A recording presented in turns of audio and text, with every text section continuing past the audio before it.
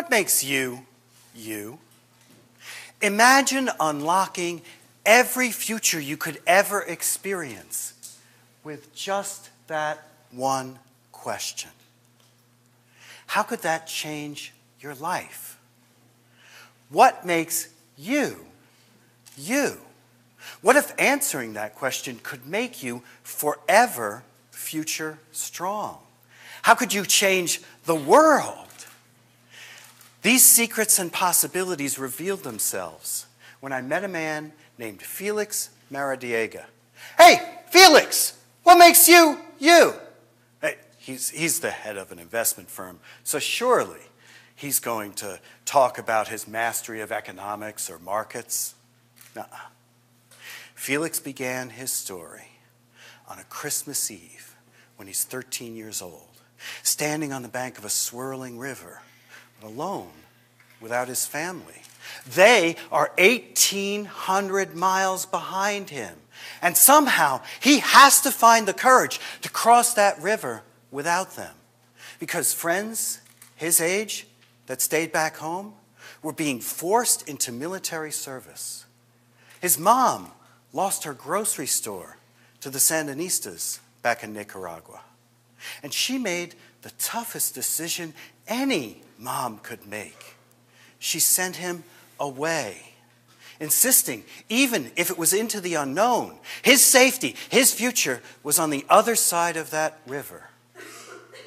At 13 years old, Felix Maradiega was given asylum into the United States by strangers. But he'd stay here only 18 months. He'd return home as soon as the Contra War was over. Now, I need to pause Felix's story for just a moment and be fully honest with you. As Felix is at this point in his story, I've got feelings swirling inside of me, and they're not about him, they're about me. And I am just not worthy. I mean, what were my toughest choices when I was 13 and 14 years old? How to deal with this zit that kept reappearing right here? Yeah, that's earth-shattering. How to stop being the dorkiest dork of all dorks ever? And probably the toughest choice that I had to face when I was Felix's age was what to do about a letter that I received while I was away at Boy Scout camp. It was from my first girlfriend. And in that envelope wasn't a letter so much. It was an invitation by way of song lyrics by The Doors. Sing along if you know it. Come on, come on, come on now. Touch me, babe. Can't you see that I am not afraid? What was that promise that you made?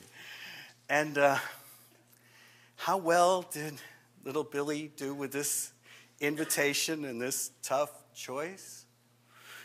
Let's just say that my first girlfriend and her wife are quite happy together right now.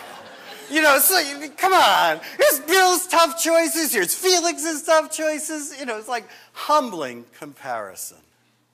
But his toughest choice would actually come 2 decades later as the head of that investment firm.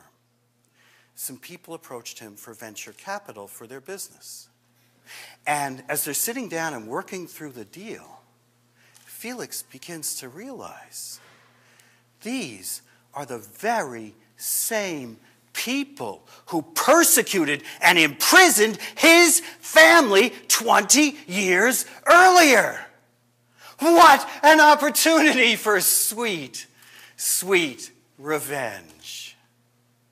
Yet exacting that revenge was not what was best for Central America or for his soul. So how did Felix make this tough choice about someone else's future? He called upon the kindness that he received from strangers when he needed it most at 13 and 14 years old. He looked at these people who imprisoned his family during that war, and he forgave them And then he gave them the money they needed. Now, I don't know about you. That is not a choice that I could have made. But Felix insists every choice we make about the future, whether it's for ourselves or a stranger or our family or a company or a country, must be an act of love. What makes Felix Felix is that he was born to make the world a better place by living a life of love.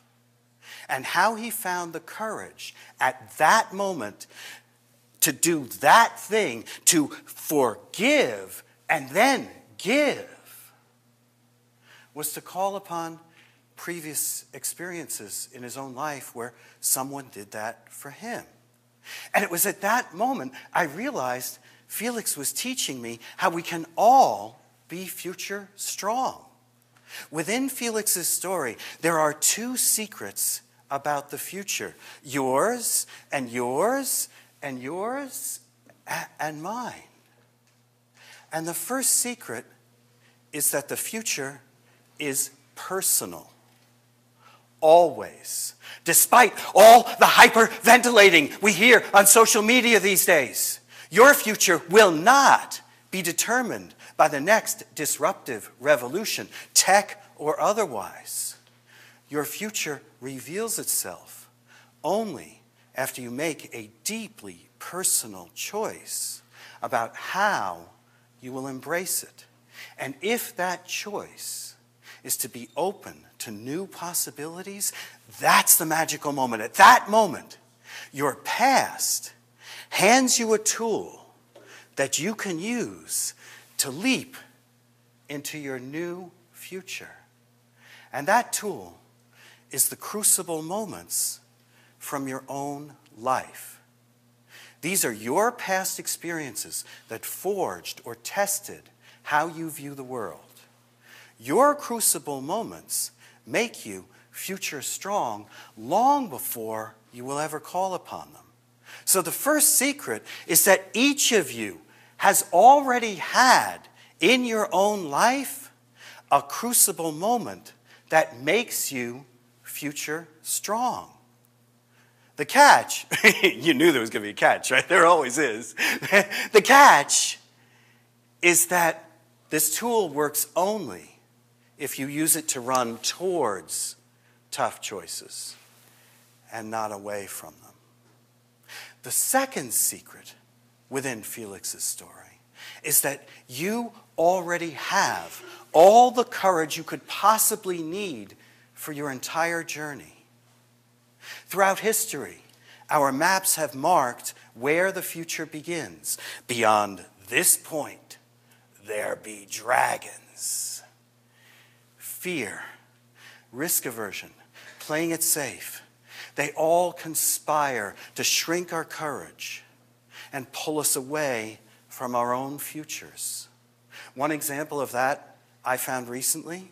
What I do for a living is I help business leaders make work simpler. And part of that is lots of research. Over 1 million people are all around the globe so far.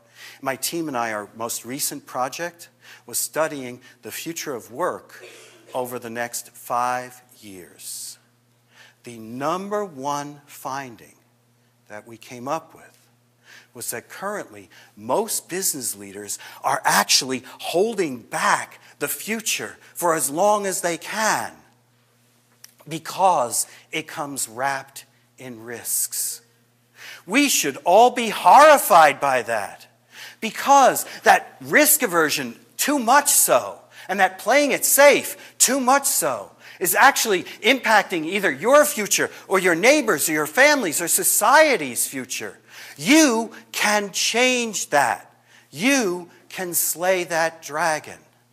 What we found during our interviews is that every single person who said they called upon a crucible moment in their own life to figure out what to do, they said that was what gave them the courage to leap into a new or different or difficult future.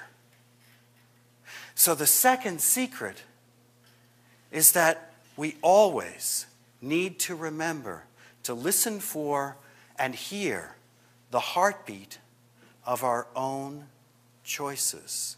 Your choices are what makes you, you. And they're always beating inside of you, ready to ignite whatever courage you could possibly need. And it is never too late to hear that heartbeat for the very first time. One of my biggest crucible moments in my life was 21 years ago. It was the night my mom died. For 40 minutes, they lost her in the hospital, and she was dying alone without us with her by her side. She was all by her alone.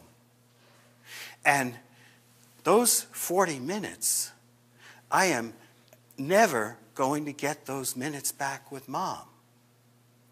And after she passed away, and after the grieving process, I had a decision to make. How was I going to think about that moment? How was I going to channel it? And how I chose to remember that moment and leverage it and call upon it and challenge it, channel it for the rest of my life was to help others based on what happened to me. I teach executives now, business leaders, something very important about their people, their culture, and their company. And that is everything they do, everything you do uses a portion of someone else's life. Everything you do uses a portion of someone else's life. How well are you using those lives? How respectful are you of other people's time and attention? How much of a difference are you making in their life for the amount of time you use?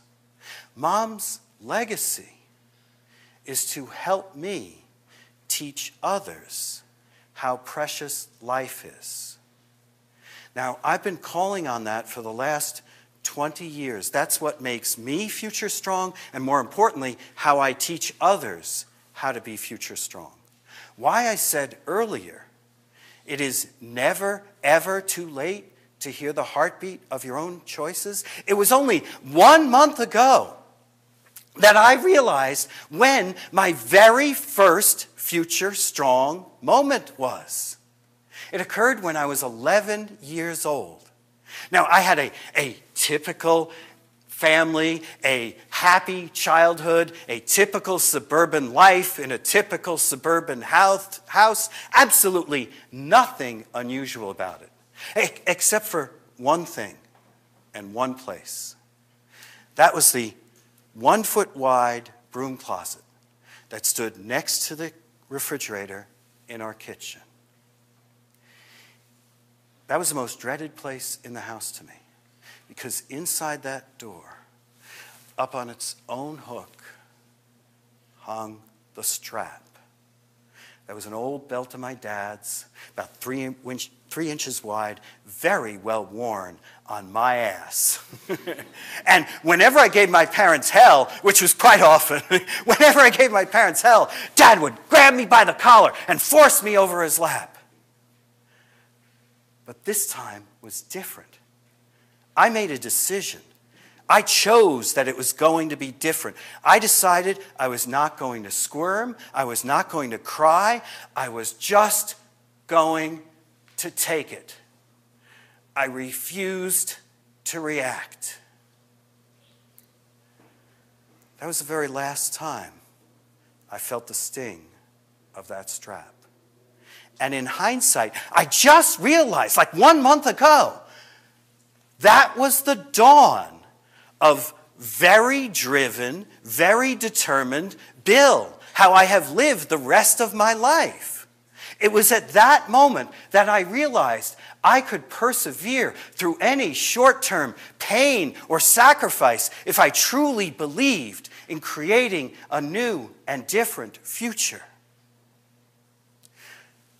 Those are some of my future strong stories and Felix's.